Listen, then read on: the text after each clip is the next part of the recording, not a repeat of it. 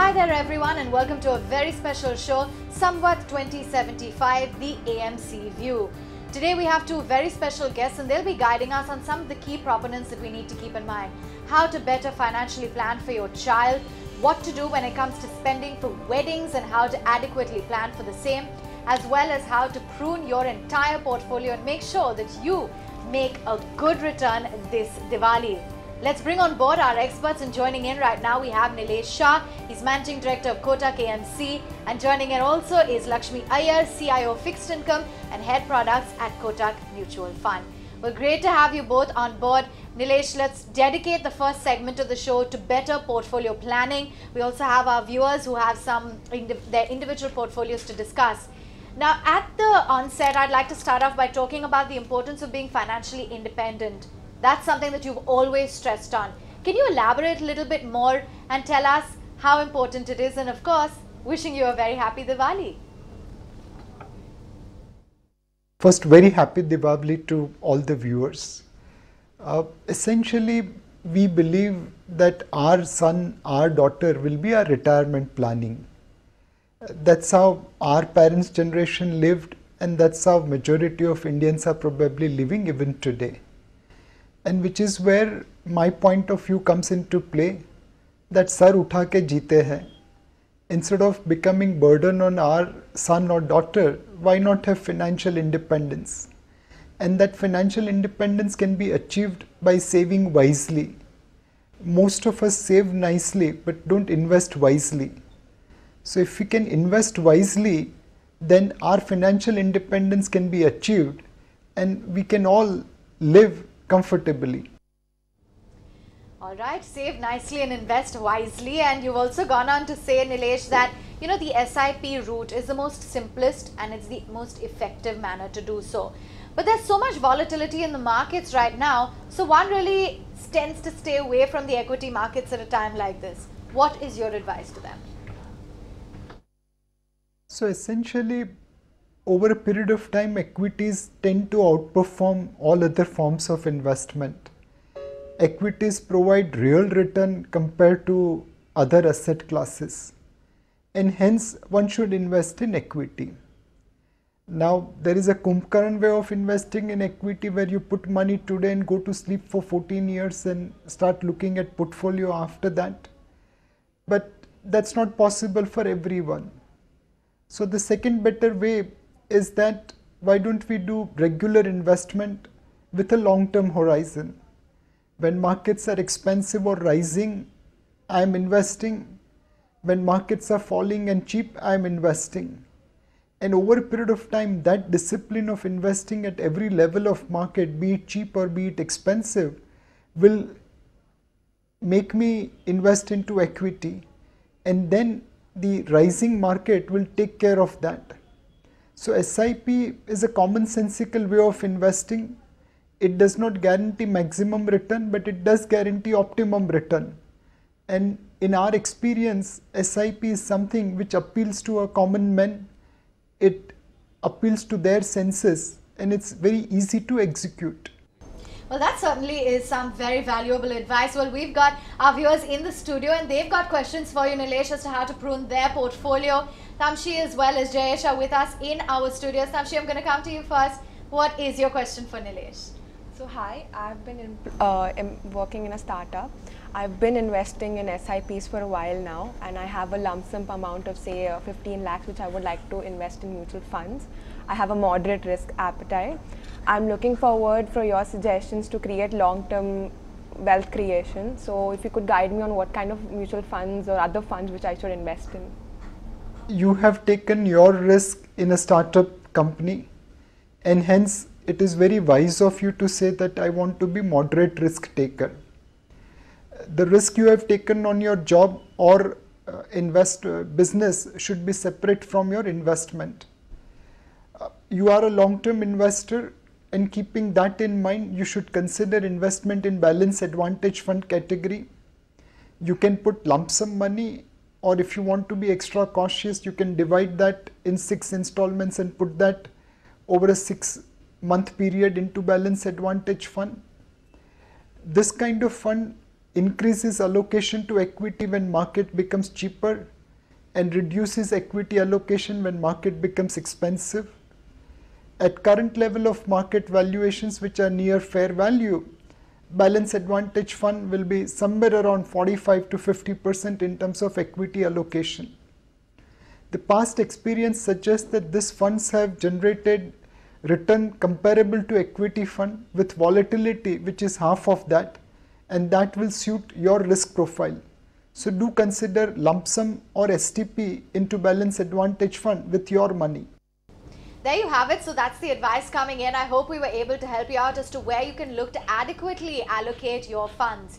Well, Nilesh, I'd just like to ask you about, a general question that I tend to hear. A lot of people say that fixed deposits is a more safer way to invest their money. So for those who have, a deep inclination towards the fixed deposit route, what exactly is it that you would advise them to do, especially when the markets are so volatile and they want to just steer clear? Today is a slightly different period where fixed deposits are giving real return, but bulk of my experience suggests that fixed deposits does not give you real return. There is no free lunch in the world because fixed deposits guarantee you fixed return. The cost is paid by way of lower real return. Most of the time, the post-tax return of fixed deposits will be lower than the inflation, and hence there is no value to the investor by investing in bank fixed deposits or company fixed deposits. There is a proverb in stock market, show me one guy who has become billionaire by investing into fixed deposits. There's no one who has become billionaire by investing into fixed deposits. The return is made in equity market. Past history does suggest that equity market with its share of volatility outperforms fixed deposits. And if you want to create serious wealth, then you have to look at fixed deposits you have to look at equity over fixed deposits. All right, that's the view coming in. You certainly don't become a billionaire if you put your money purely in fixed deposits. Equity allocation is the need of the hour. Well, we have another viewer with us in our studios. Jayesh, thanks for joining in. What's your question for Nilesh Shah? Hi, I work in a private sector. I have zero investments currently. I have never invested in real estate, mutual funds, life insurance, etc. But I want to change it. I want to start investing a sum of 50,000 per month. So how do I go with it? Where should I put my money? Since I'm a first time investor and no experience in this particular business, should I put my money in LIC or mutual funds? So far you haven't invested anything. That's a very, very wrong thing. You are living a life where income minus expenses is equal to savings, and unfortunately that has remained zero for you. Now please follow the model of income minus savings equal to expenses. Don't spend more than what you can afford just because you had money with you. The first thing which you have to do is to take insurance about yourself if there are people dependent upon you. The thumb rule of insurance is that you should take such amount of insurance that God forbid if something happens to you, your near and dear one's lifestyle does not get compromised. They don't miss you monetarily, though they can miss you emotionally. Second, after taking insurance on your life, you need to provide for medical insurance, and since you are young, your coverage will be relatively cheaper. Again, this medical insurance will come handy, God forbid, if something goes wrong with you.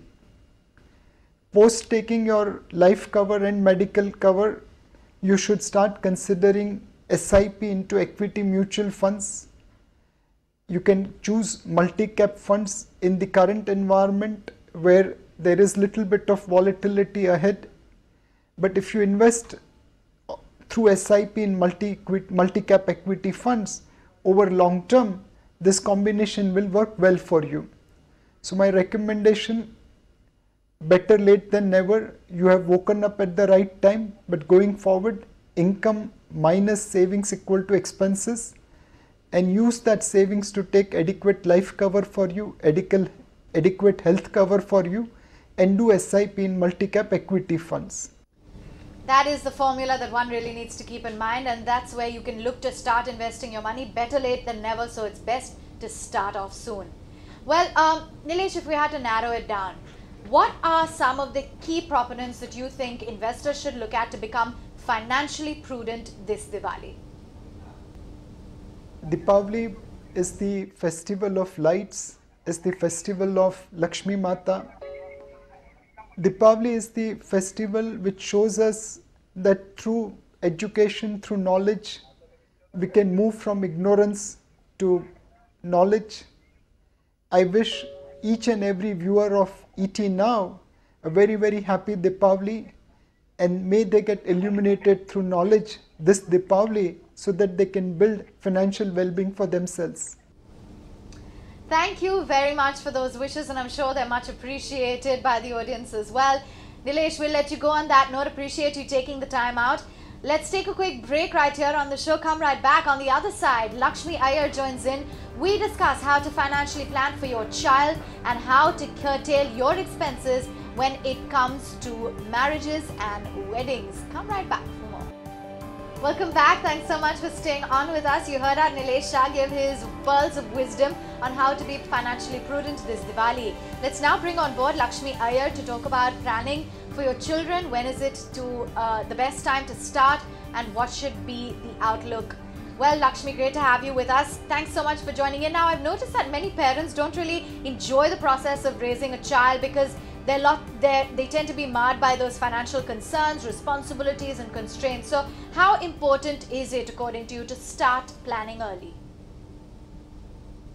I think it's extremely important to start planning, and if I were to say that when the child is in the womb, it might sound a little bit of exaggeration, but I think that's what is required, because I know a lot of parents who plan for their child's play school or their nursery admission when the child is in the womb. So if that is a priority, even preceding that priority is the financial planning for the child to be able to get to there.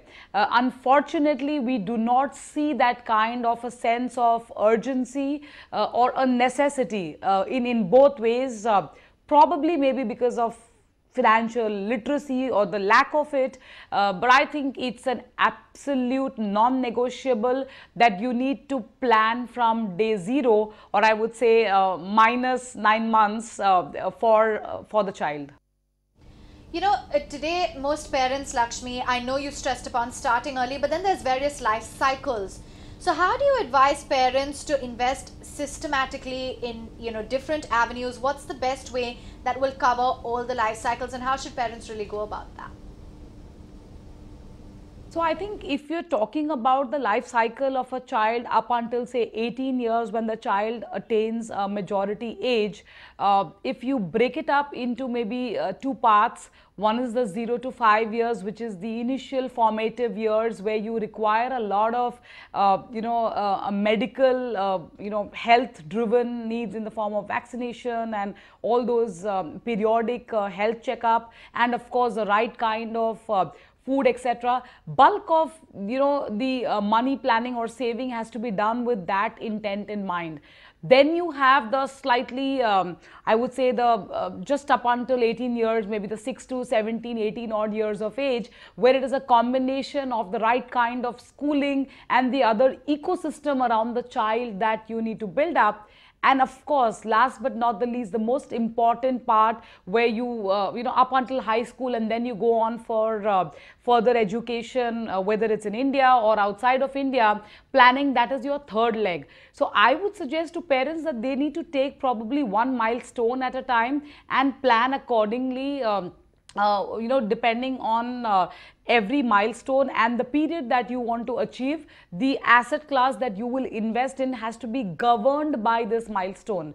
But I think it's very, very critical to have it like we do goal-based investing or milestone-based investing. I think something identical has to be done for the child, where you identify these needs from his maybe say wonder years to formative years and then high school years, and then you go on that way. I think that will give it a much more I would say legitimate or a tangible number that you need to target towards, else it will be just all over the place, and it will be more like groping in the dark. All right, that's the advice coming in so that you can look to invest more prudently through different life cycles for your child. Now, one of the common mistakes, Lakshmi, that couples make is overlooking insurance needs. You may have bought a term plan 3 or 4 years ago when you were married, but it is a high chance that now with a child coming in the picture, you need a higher cover because you're adding a dependent. Can you just stress on the importance of insurance?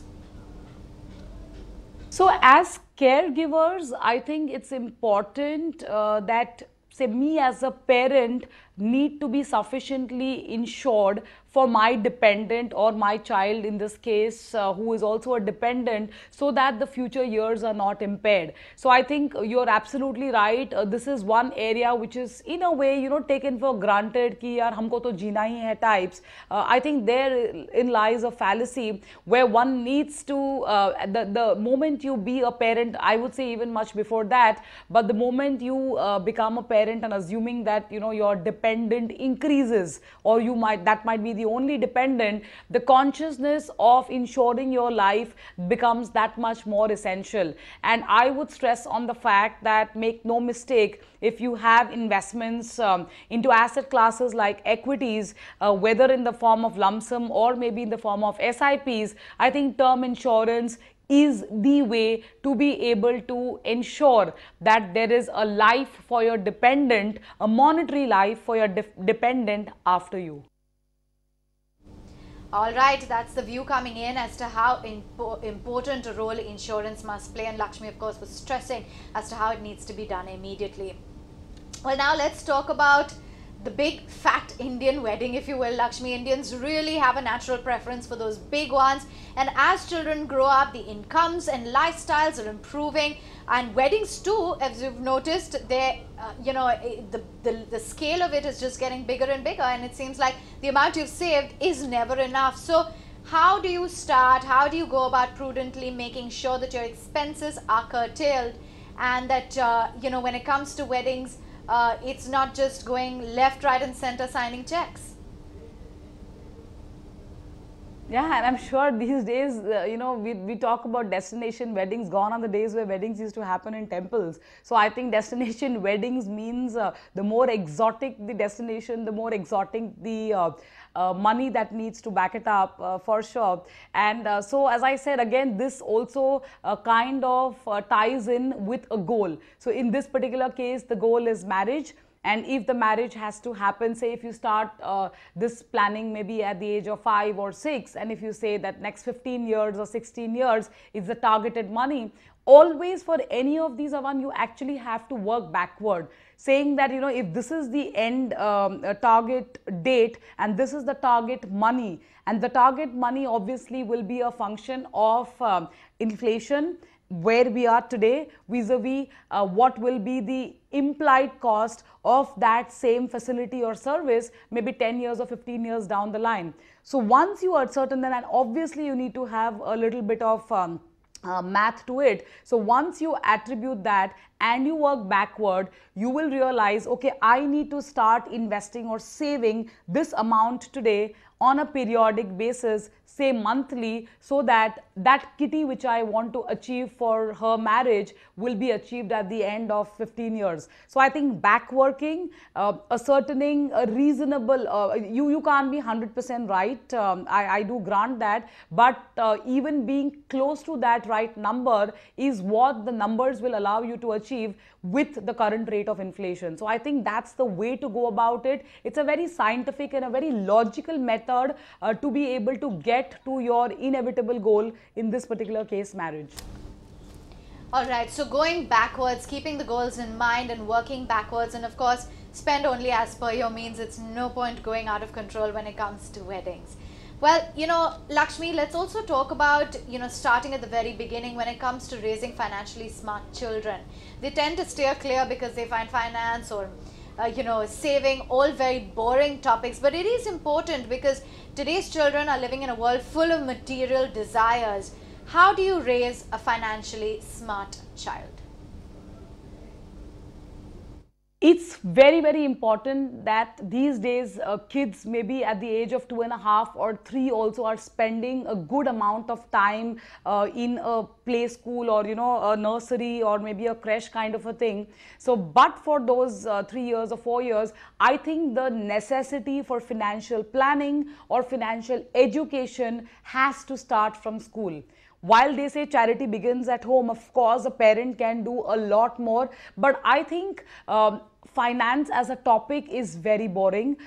It gets even more boring if you're not financially aware. So for a child, I think it's very, very important that you teach her or him the way or the method of financial planning in a play way.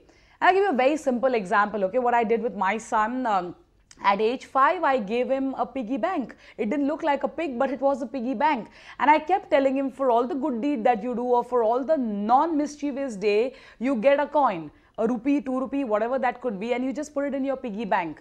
And the moment it fills up, we go actually and surrender this in an entity called a bank. So, that is where the acclimatization happens. So, the child wants to be slightly more disciplined because you are linking a reward to her or him, vis-a-vis a goal or a task achieved. And the end objective of nurturing the habit of savings is very well ingrained. So, these are some small methods, I would say. In another case, my son is a chess player, for example.